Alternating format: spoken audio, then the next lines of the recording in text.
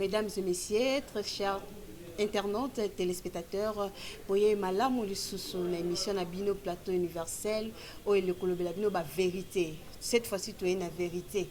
Boyebi que ça li temps ebele na banda koleka lisusu te, mais cette fois-ci tu es na vérité parce que makambo ezo simba te na mboka na biso mbilinga mbiliki koti mwa mingi mpona kokende ebele te na remercier bato nyonso basengaki nga nazonga lisusu kosalela bango oyo tobengama mwana mboka mowumbu ya mboka tosalela mpenza mboka lolenge elongo bani lelo tozana invité na biso mwana mboka Isaac Kanto o azali activiste socialiste na ye toko partager makambo etali mboka. On va parler sur les lois et les effets sociaux ya mboka na biso République démocratique du Congo. Kokemula ite to pesa mwana mboka mbote mwana mboka. Bonjour maman. Bonne santé, makambo tuezo kuni malamu. Oui, ça va maman Julia. Maman tuezo ki malamu nzamba zo batela muke na Congo na biso ya pasi mais nzamba zo batela. To banda sur le loi Tchani. To sala ki moi interview moko muke to na ki sur le loi Tchani. O pesa ki biso moi idée mais ezaki mukuse po ezaki interview. Ye lelo to poussani lisusu liboso na yo kotu na yo réflexion na yo taka analyste activiste réflexion na opena na molai na makambo etali loi Tchani eza nini? Bon na molai pour expliquer yango bien.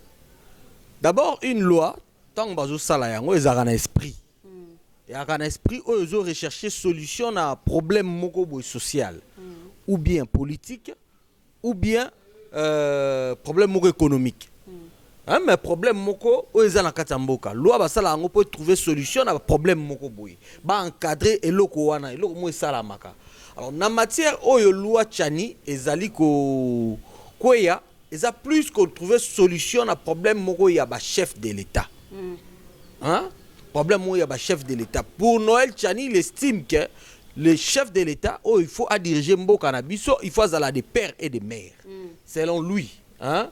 Alors, nakana ngai. Ce qui problème wana ya ba chef de l'état des pères et des mères. Azoko aborder en lelo. Est-ce que dans le passé tu as un chef de l'état qui n'était pas des pères et des mères?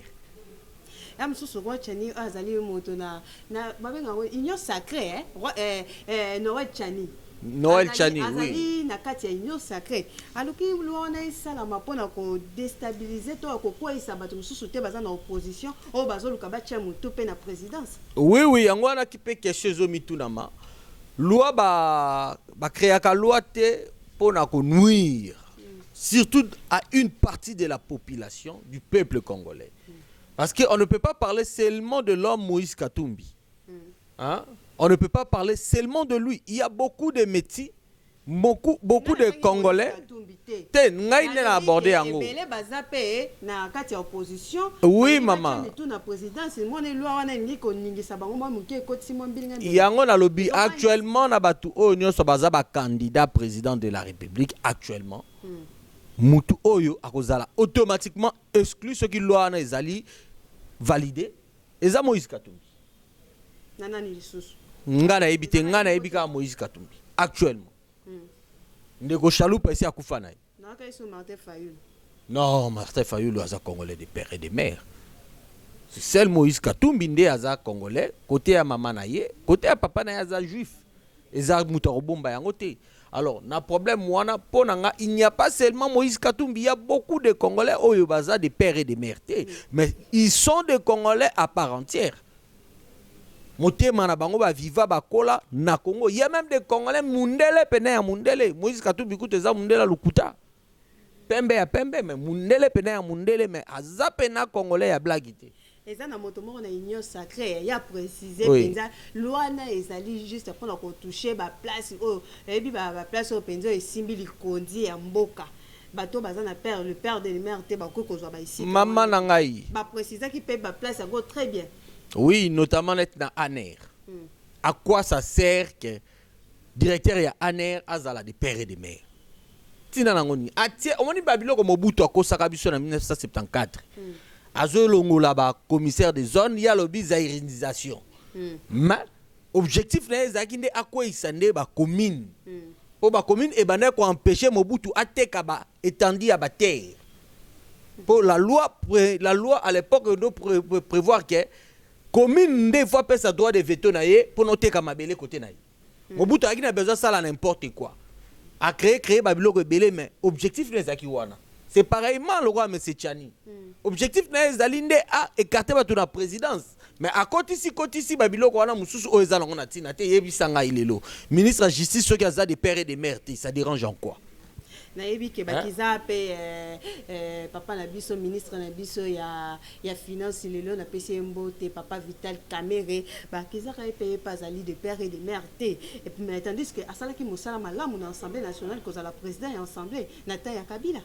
Ah bon mosala malamu wana yozo loba yo mtolobi yango nga na yebi na nga loi moko te oyo Vital Kamerhe alekisa otolobaka te lelo soki tosalaka boye so tozwaka eloko boye c'est grâce à loi wana.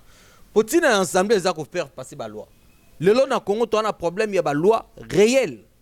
Ok, vie sociale a changé. Vous comprenez? Tous en a $, il y a un Moi, je suis juriste et en tant que juriste, j'ai le devoir d'écrire, comment dire, de créer des lois. C'est ça un juriste.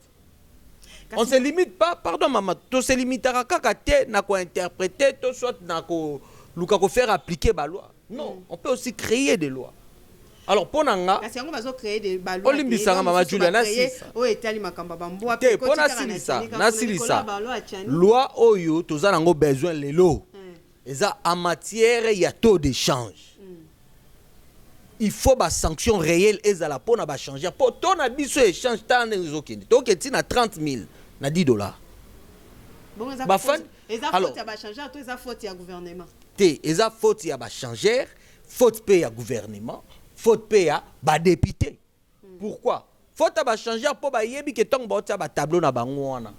Ezo matisaka to. Biso to na biso mataka te le quoi en France.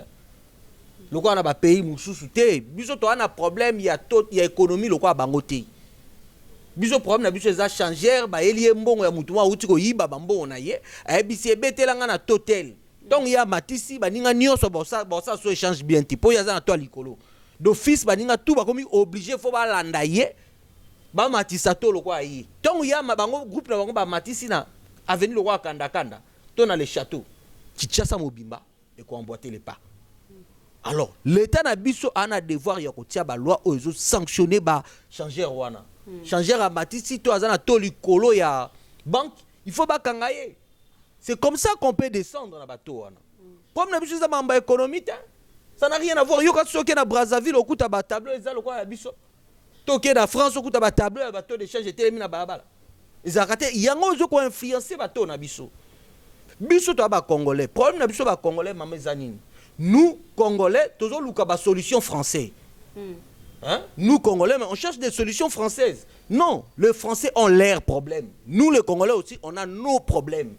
Biso to na ba solution na biso bango pe bana ba solution na bango to na ba solution mon côté yo koki okoki lelo ko bela malaria nga na zo bela sida hein yebisanga yo zo bela nga pe na zo bela mais est-ce que kiso yo ko mela na kiso nga na mela kisi moko c'est ça le problème au toza na ngona Congo Noël Tchani a luki la biso ba solution au biso to na ngo comme problème a luki a inventé sous ba problème wana za ko inventer sous ba problème parce que loi na ye est en contradiction na constitution pe na vie oyo biso constitution zo permettre biso to mener ezali to sangana ya zo kabola biso en tout cas dans cadre ya Noël Tchani na suki wana bon na constitution na loi oyo sous ba créer les sous-soir ya ba ya mbwa o kulia so kulia mbwa ba bomimbo il faut ba kangaye pona yo analyste activiste o yebi moi mibeko yebi mibeko za juriste yebi mibeko pona yo est-ce que le peuple vraiment c'est la penza ba loi wana pour changement ekota na Mama Julia est-ce que yebi déjà que kobomambwa sans raison na mboko ezaka infraction bien non ezalaka déjà le problème c'est ça avec bateau ba okoma ba loi avant d'écrire une loi de rédiger une loi et pour aller proposer tangana ba loi o existe en matière wana tale loko ni yo ki ko apporter o ezalaka te ce n'est pas que yo apporter loko ezalaka déjà ko bomambwa asa être vivant il y a des conditions la loi prévoit pour na ko bomambwa Yo monika mbwa batu na balabala bobomi mais kolo na yanga ko kangisa yo sali pe prison. Yo bien tata soso. Ko bomaye ba ko kanga yo, c'est infraction. Yo bien ngote. Siko ngana omone loko ya sika ya lingi apporter wana te. Alingi ko apporter ko lia mbwande e loko ya sika. Maintenant ko boma mbwa ya batu. Po bambwa na bango ba lia ka yo kasi bango ba na ferme bambwa. Bana ferme bambwa te bazwaka bambwa batu bakangi ba lié. Alors lorsque bakangi mbwa batu bino bo surprendre bango bokangi bango il faut pas prouver si kani mbwa wana bango bazoye. Ça suffit, il y a des choses à encadrer batanga non loi ba loi o ezali ba comprendre nde bango babakisi siko ya bango. Mais na loi wana na critiquer mingi te po nanu na yoki na landi yango pe na malonga te. Voilà, au Libiso ouvrage par rapport il y a loi Tchani eux contredire sur le fait de pétition. La pétition, vraiment, tu vas dire que au limbolé la bango pétition wana ezani pour peuple congolais belé pe ba éviter. Bazo kaka pétition wana ezalani. Bon, de mon côté, na lingi bato ba holanda biso batalang biso sérieusement batalanga. Moi de mon côté na oyo ndambu nzamba pesinga ya makanisi. Nazo préparer loi oyo. Abengi yango la loi sur les effets de la pétition. La loi sur les effets de la pétition. Dans le bino avant propos nango pour comprendre. Le législateur apporte un assouplissement des tailles à travers cette loi pour que le pouvoir disciplinaire soit exercé en concurrence entre le peuple et ses représentants ou les autorités du pays à tout moment de la vie sociale et durant le mandat des autorités, et c'est par des pétitions qui produisent des effets judiciaires importants sans pour autant exclure les procédures judiciaires déjà en vigueur. Cette loi sur les effets de la pétition impose et garantit la bonne gouvernance locale, provinciale et indirectement nationale.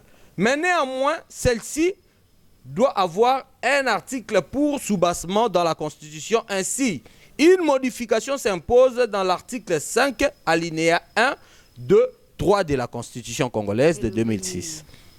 Ça veut dire quoi? En général, loi oyo rôle nango ezani. Au moment de décision oyo mokonzi mboka koki kozwa likolo ya OPJ à la police. To ya administratif moko veut dire bourgmestre ou bien chef du quartier, hein? Azoko sala musala na bien te, aza incompétent. To OPJ mo à la police na quartier wana balinga ke di susute. To commandant à la police na quartier wana to na secteur ye azoko exercer juridiction na ye, azako nyoko la population en côté wana. Na loi oyo to pesi population pouvoir ya kolongola ye à travers ba pétition. Ce qui totali na constitution na biso na koki ko bosa na mwa muki article yango, mais elobi ke Congolais nyonso aza na droit ya kosala pétition na ye. Et na pétition wana akotindela yango autorité wana faut répondre dans 30 jours. Mais bah c'est limité wana. Il n'y a aucune loi qui permettre et la pétition qui produire ben fait telle contrainte ni il faut pas ça la pour la pétition wana. Vous comprenez? À travers loi oyo to tie siko toke na article 5 de la Constitution alinéa 1 2 3 et lobby la souveraineté nationale appartient au peuple. Point. Tout pouvoir émanant du peuple qui s'exerce directement par voie de référendum ou d'élection et indirectement par ses représentants. Donc la souveraineté, pouvoir suprême, et ça, il y a peuple. Ngai na lingi na cadre ya loi il faut pas modifier constitution ba lobadini. L'article 5 alinéa 1 d'abord, la souveraineté nationale appartient au peuple. Tout pouvoir émanant du peuple s'exerce directement par voie de référendum, par d'élection, virgule lisusu, par pétition directe ou d'attribution, et c'est exercé indirectement par ses représentants sont réputés inviolables. Ça veut dire quoi par là? Tokoti si pétition nakatia ba pouvoir na biso peuple. Donc toko fana na commune, to moni ke commandant la police wana na ba policier na ye, musala bango kokanga biso pamba ezanga tina. To bi commandant la police biso to lingi lisusu te. Na kati ya loi oyo epesi 7 Congolais ba na pouvoir ya kosangana, ba sali pétition na bango ba leki na porte par porte, ba zui ba signature. Ezana ba nombre ya ba signature ba koki kozwa. Oh, ceux qui ba kokisi yango ba kei na tribunal bakomeli bacertifie basignature na bango wana comme si procédure wana mpenza na mboka na biso ekondimama te ke komema peuple edéclare na oyo moto azosala malamu te ata bamemi yango omona te ke eza respecté te na mboka na biso comme si peuple vraiment aza na valeur te kasi valeur ya peuple na biso ezalaka te. Pourquoi?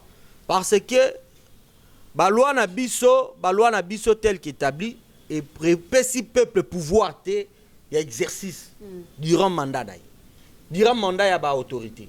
Donc biso to kendaka to voter moni article 5 oyo le biso to keka to voter to poni mutu ya article na charge nyonso comprendre to kei to sali référendum to tiki bongo olandi contrairement sikoyo ngai posa na ngai ezali to bimana démocratie simple otozanango tokota na démocratie participative comprendre démocratie participative oyo peuple azo participer na kati ya ba activité à pouvoir durant même mandat na bango donc na loi oyo kozala ke président Tshisekedi a nommé le biso bourgmestre 6 mois après totali mais bourgmestre on pas netina te to sali pétition na biso eza tellement facile na loi oyo na tie ba mesure d'encadrement za wana comprendre oyo permettre que ce qui loi oyo est passé lelo maman Congolais nyonso koyeba ndeni kosala yango eza na moment oyo na kati ya loi oyo les avocats doivent intervenir pona ko conduire population wana na réponse moko lobi na malobo uchi koloba ke président de la République a nommé bourgmestre est-ce que na loi na biso et pesameli président de la République nda nommé ba bourgmestre to et pesameli bana Mama Julia na émission to salaki mbala sima na ebisaki yo ke to ana problème ya ba loi na biso to ana ba loi mususu ba Belgique mtu basala to zana ba loi mususu Mobutu mtayaki ko sala yango na époque Mobutu na législature na yi ezala ba loi mususu ekoya na tango ya Kabila le père si je ne me trompe pas mais plus tango ya Kabila le fils et Félix Tshisekedi en tant que président de la République na le régime na oyo bazoko faire appliquer ba loi na nyonso chaque loi est à esprit na yango basala yango ba Belge tango ba osala ba loi surtout ba loi pénal pardon surtout ba loi pénale eza ba loi oyo basala yango na esprit colonial basala ki on esprit colonial Mobutu tango pa ye ko sala ba loi na ye aye na esprit dictatorial comprendre et tango ye na tango ya Kabila les fils aye na esprit il y a démocratie mais démocratie moko ya lokuta ya tricherie siko ba loi na zo sala nini pour na répondre à la question na yo kena tango ya Mobutu atiaki ba loi o ye Mobutu président de la République a une capacité à longoli à botoli pouvoir ya peuple ya konomé ba bourgmestre na ko sanctionner bango comprendre azui a mi pesi pouvoir wana pona ye Mobutu amona ye aleki Congo mobima na mayele aleki ba juridiction nyonso oya ba commune na mayele donc ye fa nommer la rabino yango mona changeaka akosi bato habité ezaka na ti ba bourgmestre mais ba commissaire de zone omoni lelo na Congo bato ba olanda ngai bayeba yango ke tozana ba bourgmestre te tozana ba commissaire des zones o mona kawana o Félix auti ko nommé président Félix auti ko nommé baza ba commissaire des zones baza ba bourgmestre te les bourgmestres sont des élus comprendre nous les juristes tolinga ko tie eloko na sika na c'est vrai que ba juriste ngo be mitu ebeba lelo mais ba o peto za potozong sabat nanzela bwana ba bourgmestre te ba commissaire des zones un bourgmestre c'est un élu un commissaire des zones c'est lui qui va passer commission à gérer zone moko quelconque voilà nommé yango wana moni Félix président Félix azo nommé sur base ya loi o Mobutu atikaka ça n'a rien à voir na démocratie na biso lelo ça n'a rien à voir nous marchons toujours là dans la dictature c'est ça yango moni na cadre ya ba travail nanga na lingi to réussir donc à faire passer loi oyo pour pouvoir et zonga mukie na maboko ya peuple papa moko boye minito na loba aujourd'hui là que je vous parle hier le tozali les 14 le 15 hein?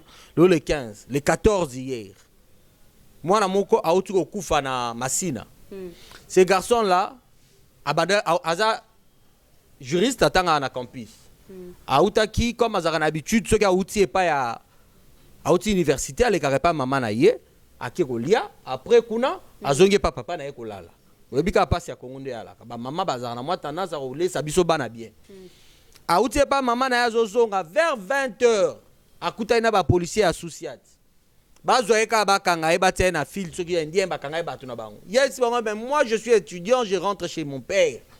Balingo yo kate alo ba boy fo ba pesa mbongo avant kende. Abina na mbongo apesa bino te muto munduki pou ba beti. Ba beti mo na sérieusement.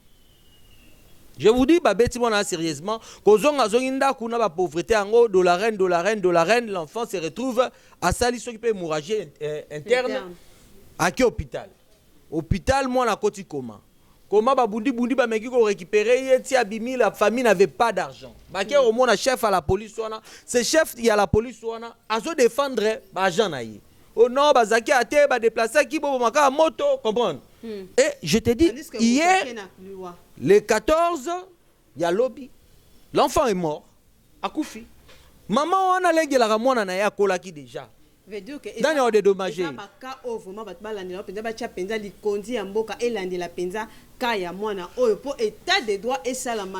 te dis, je vais faire l'effort après l'émission. N'a pas ça image, ou les qui ça image ya monango, oba mona qui c'est réel. Et avec cette loi, babilo gabongo ko sala matin. Pour l'autorité locale, la population à secteur. Il suffit que donc, avec cette loi, on a besoin de raison pour balongolo. Même si on a besoin incompétent. Pour nous, les qui dans quartier, commandant la police, c'est l'autre. Balongolio, c'est tout. On a besoin d'explication montée. Bazaba souverain. Le peuple est souverain. Le peuple est au-dessus du chef de l'État.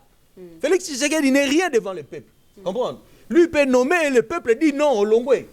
Avec cette loi, ça va opportunité wana. C'est pourquoi na lingi ko yebisa ba Congolais bazolanda biso ba contacter biso de manière que to bunda ensemble pour en faire passer loi.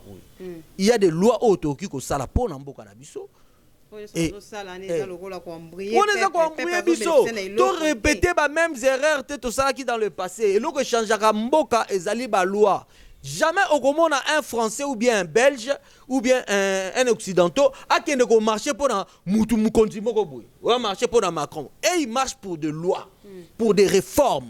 Comprendre? C'est ça l'objectif au photos zanango. Il faut pas tout tambola bêtement. C'est ça l'objectif photos zanango. Et nganza ba pesi nga capacité à créer, à modifier, à apporter ba souplissement na ba loi wana. Dans 8 ans à étudier ba loi ebelé et ça na loi oyo. La loi des pétitions, la loi sur les effets de la pétition, déjà il y a 31 articles, facilement pour faire exécuter, pour suivre la procédure, la rendre plus facile possible, même pour les simples intellectuels, sans être juriste. Il y a ici la loi sur la rémunération sociale. Cette loi, ce qui est l'équipe. En tout cas, moutoko sakana moutute pas futa été juste musala pc musala futa kete to futa ke ba fola. Comprendre? Comme si ce loi existait na boka na biso parce que non mais je te dis que cette loi n'existe pas. Au moins ba loi oyo na maman, ba loi oyo na tie oyo. Na pasi ko beta ba congolais, ozomona congolais zo sala musala moko trop dur, mais ozomona un étranger azo beta congolais jusqu'à même ko bomaye et belé to moni ba kufa. Chinois et pas libanais. C'est pourquoi, Maman Julia, je t'ai dit au début que la loi sert à trouver des solutions à des problèmes qui ont persisté dans la société. Cette loi sur les lois promulguée par chef de l'État et comme une loi applicable dans la RDC, lobby na tongo, tout au hasard na travailleur na ya obenga ya to signer contrat. Lobby na tongo. Je te dis, l'homme n'a pas maman bengue dit que ça a sauté. Il faut te signer un contrat. Maman yozo sala il faut te yokanango. Pour ça te yokanité ça ne lui profite pas. Alors se retrouver travailler en air où il a ordonnance portant injonction d'exécuter. Il y a foutu avec 2000 $. Contrat d'MT protéger employeur. C'est une très belle loi. Je pris mon temps, il y a autant code du travail na biso na ba loi msutu zanango. Makambo eza a ezati. Tu as fait tes efforts. J'ai fait beaucoup de recherches, maman. Beaucoup de recherches. Et il y a beaucoup auto ça la méthode on a 2 lois où on a présenté. Il y a beaucoup de choses. La Sénégal na bateau ba Hollande biso, o ba na ba moyens parce que on a besoin de moyens. Ces lois doivent être accompagnés. Bah contacter un numéro ni le couple s'appelle numéro. Oh ya koki ko azana besoin contacter nga numéro na ngeza na WhatsApp obeyinga na 085 26 oui 085 26 18 563 085 26 18 563 to ba bengi na numéro oza affiché na émission comme ça wana bozwa mama Julia à tout moment ko salanga signe ce qu'il faut beaucoup to kutana to eba ndeng to porter loi oyo. Je vous dis surtout la loi sur les effets de la pétition au tikalaka au monde sous même ils ont même la capacité à faire révoquer policier un petit policier to ko faire révoquer dans la police. Toi quand on a besoin de 300 voix. Na posa ba loi pe ba jeunesse c'est exploiter l'école qui jalelo. Je te dis ça les atelo comme longue zate qui jalelo et bomi le jeunesse. To luka ba solution pour ba problème na biso. To créer ba solution ba problème ya sikate. Voilà, tous continuer na émission na biso, tous chité déjà tout le bilan momuke entrée ya président moi na boka Vital Kamerhe pe ya Papa Bemba. Papa Bemba pour na yo tant que activiste ils ont le bilan nini en train d'abango ko porter nini na gouvernement auto na peuple congolais au bazo zela changement avec ces top presque tous que les 5 ans na gouvernement ya président de la République Fachi et l'autre salamité. Bon maman ngai na départ ya régime o ya président Félix Tshisekedi j'étais vraiment optimiste. J'étais vraiment optimiste dans l'anda qui est surtout discours à Salaka en France et en Angleterre. Tant qu'il est en Angleterre, il a parlé de la concussion, il a parlé de quoi, de la justice. Mon la juriste. Na linga comme avocat parce que monde est un monde ya ba pourri. Je te dis, les monde ya ba pourri. Aujourd'hui, nazolo bano o na lo bano sikoyo maman na Congo na biso toza sikoyo. Il y a aucun avocat oyo avivaka na mbongo ya ki avocat na ye asambela nzambe ya solo. Pourquoi le système actuel ezo rendre ba avocat ezo rendre bango vie facilité. Il y a un système instauré na niveau ya gouvernement na biso oyo ezo rendre ba avocat vie facilité. Tu peux t'imaginer que avocat za mo bundeli ya mutu na constitution je crois bien ça entre article 11 Mata, hein? Là on parle des droits humains. Les droits humains, on dit que l'avocat, toute personne peut se défendre lui-même, soi-même, ou être assisté par un défenseur judiciaire de son choix. Comprendre? Cette assistance peut aller à tous les niveaux. Comprendre? Même à niveau préjuridictionnel. Mais, Nakatia. Peut-être prochainement, on peut sur article, on a bien Zomonika to courir derrière le temps, hein, et ça dans la Constitution, sur article 11, au Mata, au Koutayango, en tout cas, au comme article 20, au Koutayango. Alors, comment se fait-il Constitution et lobby bongo? Quand on parle d'assistance, assistance, ça veut dire participer dans ce que moi je fais. Ce n'est pas être passif. Tu comprends? Notre gouvernement s'arrange pour mettre dans la loi portant statut de magistrat que l'avocat doit être passif. Et bizarrement, les avocats aussi acceptent ça. Bizarrement, les avocats aussi acceptent ça. Babaroni ont besoin d'accepter. Si on a entré na bango, question nangeza entré na bango. Si on a entré ya porter nini na peuple en tant qu'activiste, socialiste, ils ont porté nini na peuple comme. Na lobby bien azalaki optimiste na entrée ya chef de l'État. Mais ba entrée côté belé. Ba union sacrée ba koti ba bimi lui-même le chef de l'État nous a promis de nous apporter un état de droit.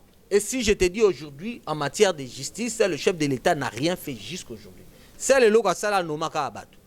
Alongoli bato akabila tia oyaye. Atia loi ya sikate procédure à modifier te loko te nyoso atikuta yango ya osaila.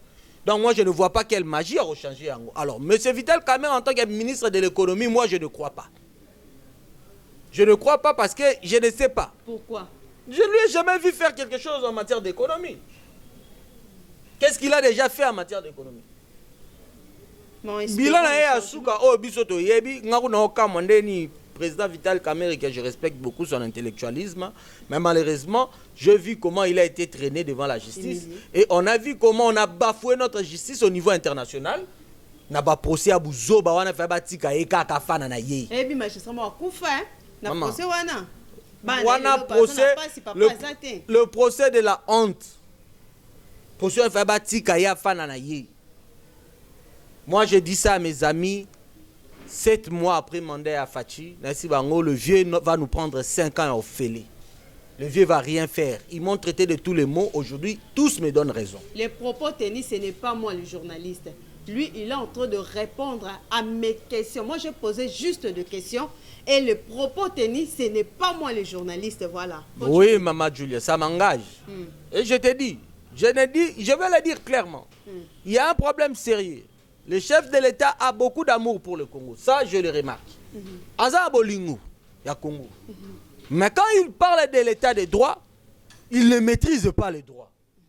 Et ceux qui maîtrisent les droits n'ont pas cette capacité d'innover dans le droit.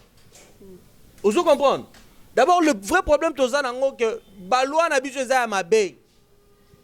Tozana ba loi ya mabe code magistrat nyonso anoma ki wana basali ate loko moko te diront maman anome bango po ba exécuter ba loi ba faire appliquer ba loi anome bango te po ba légiférer ba loi ozo comprendre proposition à légiférer ou ta pas na ye et ou ta na constitution na parlement pe et ou ta pas na biso population ozo comprendre alors nakawana yango nga côté nanga na balwa nanga na sengi bato ba ko contacter nga na répéter le jour numéro 085 26 18 563. J'ai besoin de créer quelque chose on a bengi à NBC. Kasi yo lobi que non au regretter papa il fallait que mon était papa Vital Kamerhe à la sous na gouvernement mais accepter quand même ya kozon sous pour au ya lobi au nom de peuple à ça la pour na peuple. Maman Julia nakoyebise le mot vrai qui abi boira na suki wana au etali Jean-Pierre Bemba en tout cas Jean-Pierre Bemba na matière ya guerre je sais qu'il est compétent. On sait tous qu'il est compétent et je suis vraiment optimiste. Qu'est-ce qui te prouve? Non mais je n'ai pas à en matière de faire la guerre, il y a faire la guerre ezali oh tozo lukasiko biso dans poste ba ministre de défense na été biso dans poste système de guerre na est. C'est ce que nous on veut. Moi je suis le peuple, moi je suis pas politicien, moi je suis le peuple. Je sibi oh bandeko nanga ba sibi. Biso dans poste guerre na est ici là. Point barre. Ba la biso ba français belete, ba lecture belete, ba calcul belete, ba réunion belete. Ba si ça n'est guerre. Et puis que ça gouvernement union sacré hein. Oui, alors Yango le et puis que ça gouvernement union sacré. Yango na bi et alors ça fait quoi? Moi je m'en fous eza union sacrée za la nini, moi je vois monsieur Jean-Pierre Bemba, il maîtrise l'art de la guerre, il a été dans la rébellion et sa rébellion a permis qu'à Zoaki espace belé, il maîtrise le chef de guerre comment va fonctionner et en tant que ministre de la Défense, je sais qu'il peut apporter quelque chose. Mais bon, je ne sais pas, M. Vital Kamerhe peut aussi se faire pardonner. Ce qui a lundi pendant Congo Sengi, on a un problème personnel na été. Moi je dis, je préfère dire la vérité dans le bango même en face. Voilà. Bon, nous sommes à la fin de notre émission, de votre dernier mot. Ils sont à Soukate, mais du Lobanayo, pour tout le monde, émission, ils ont dit que c'est un peuple congolais. Du Lobananga à Souka, ils ont plus bas jeune, na ba papa na biso. Na web ça ba jeune, na ba papa na biso, ou ya mikolo, et loko yo. Que banda to bandi ko kola to commettre biso ba congolais to commettre ba erreur ebeli. Ba papa na biso ba commettre ba erreur ebeli. Ba yaya na biso ba commettre ba erreur ebeli na ba koko na biso. Biso ba jeune ya lelo to commettre ba mêmes erreurs te. Tozo vieillir, tozo kola. Ba royo kanga biso ba ndoki. Lelo to ba bogar, to na ba taille bien, to na bilongi bien, ça passe. Atoza no na pia kanayo ba occuper oti. Lobi tongo obota bana ozana mointe, ona vie moko l'état ne sait pas te prendre en charge ou souffrir. La constitution prévoit que mbongo ya l'état faut kabana mutunyo so allié yango mais yom to talanga est-ce que si olia mbongo ya Congo Yo mutozo tala est-ce que c'est lié mbongo Congo? Il faut lié yango. Jeunesse toyeba ni. Il faut Congo et ça les logos pour na yo. Merci beaucoup, merci beaucoup. Moi Lamboka Isaac et Kanto, merci pour la participation. Isaac Kato, Mama Julia. Kato. Kato. Merci pour la participation dans une émission à Mokola Lelo. Tozo la jeunesse congolaise, il faut boyeba esika nini tozo kende place nini bozo niata. Toza qui exploiter trop likola ki jalelo ebi que so ok place au baropesa au polo ba pesi yo 2000 francs o yembi yewana lelo jeunesse fouetter les ma conscience na biso il faut prendre place parce que biso de toza oyo ko simba mboka na biso lobby totika ki jalelo totika yewana polo na 2000 francs to 10 000 francs o ba pesa yo mais la bière après activité et c'est le côté conscience na biso était la et la muka. Peuple congolais, le jeune fille, jeune garçon, na sengi kake, conscience na biso et la muka, total la lobby na biso, ndenge toko kende. Nga ya bino na suki lelo awa, na remercier équipe na nga mobimba, ya technique derrière la caméra, je vis Waka Image, je te dis un grand merci pour ton travail, continue à faire ça, merci beaucoup, je sais que on va continuer encore avec Dieu, nous ferons les espoirs. Chaîne Oba Moniango le lobo, lobby komata, batebe bachaki point, mais to yel siko na mupe pasika avec Waka, to yé penza kopesa makambu, ya turo, to koloba vérité na mesa to comme système à vérité likola mesa na tiki bino na sengi merci na maman Yvonne Mboko depuis Belgique na tondi botondi na batu nyonso ba soutenir na les amis de Jules Biselenge na page na officielle na Facebook ba les amis de Plateau Universel na WhatsApp o ba ebete ba le biete na zongela mosala et na sengi merci na président Serge Kingunda le Congolais nouvel élan